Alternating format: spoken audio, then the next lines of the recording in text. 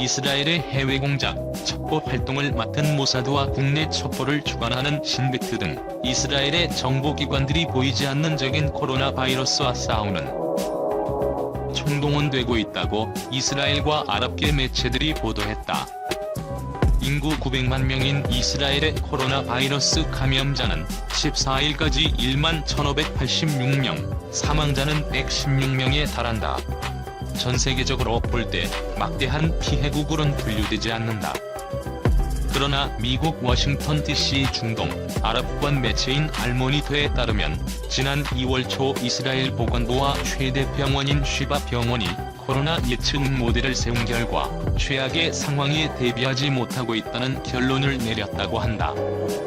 이스라엘의 인공호흡기는 2,000대 미만인데 최악의 시나리오에선 약 1만 명의 심각한 환자가 인공호흡기를 필요로 했다. 이 시나리오에 따르면 5월까지 100만 명의 코로나 감염자가 발생하는데 코로나 감염 진단 키트와 수술용 마스크, 미세 입자를 95% 걸러내는 N95 마스크, 보호 안경 등도 모두 부족했다.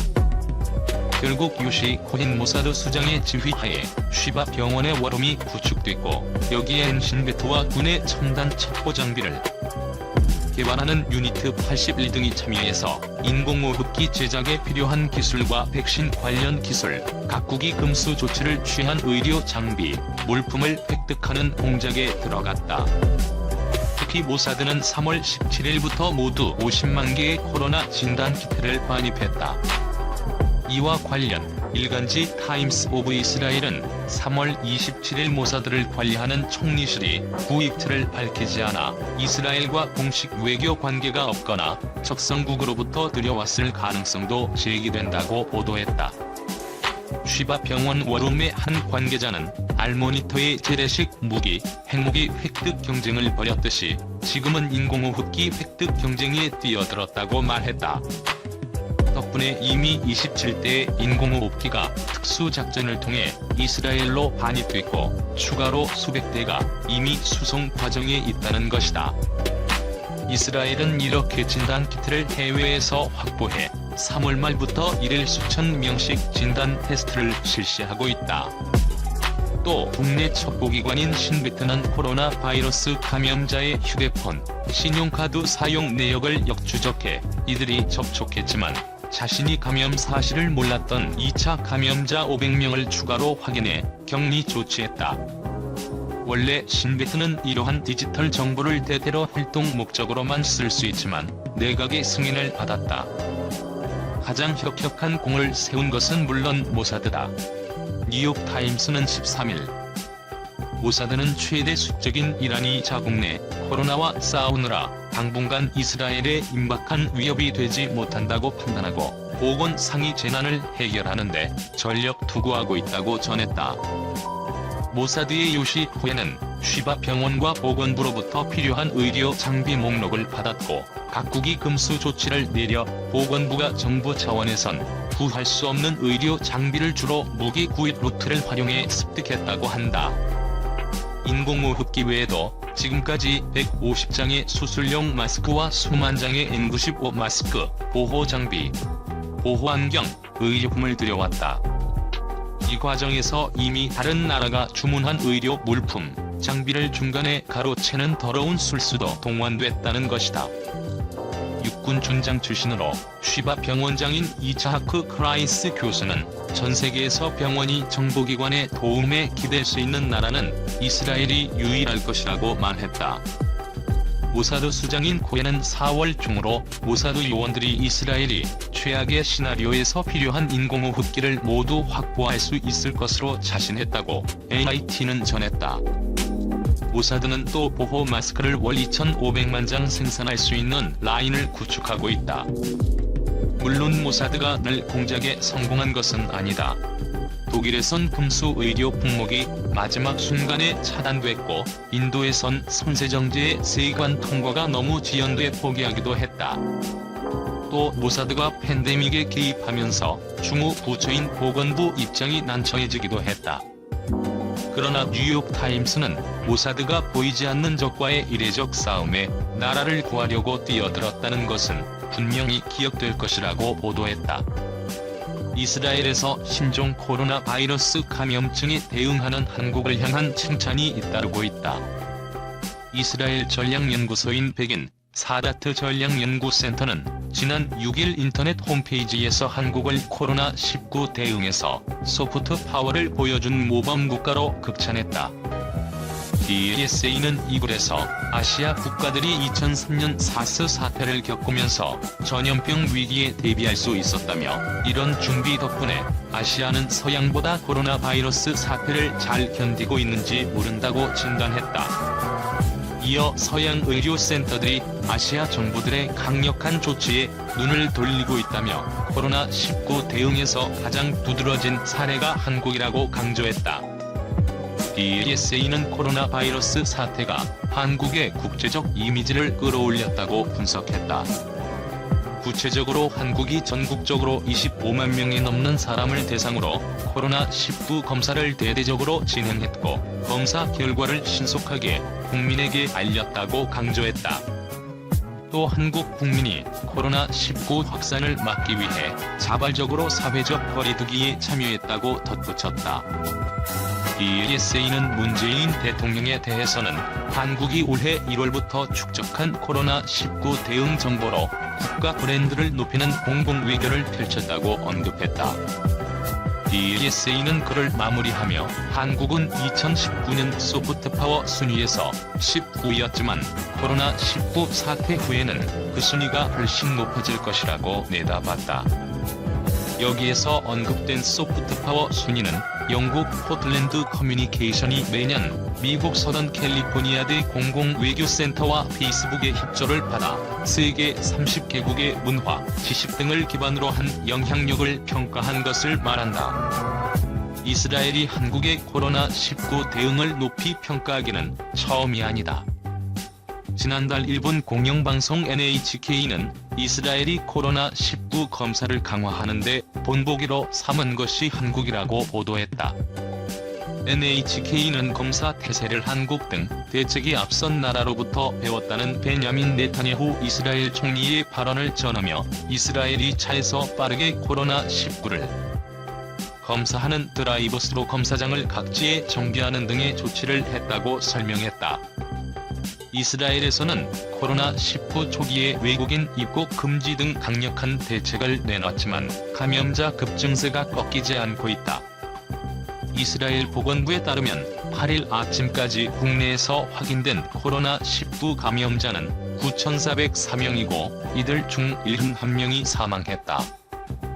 이스라엘은 지난 2월 한국인 130여 명의 입국을 갑자기 금지해 한국 정부로부터 강한 항의를 받았다.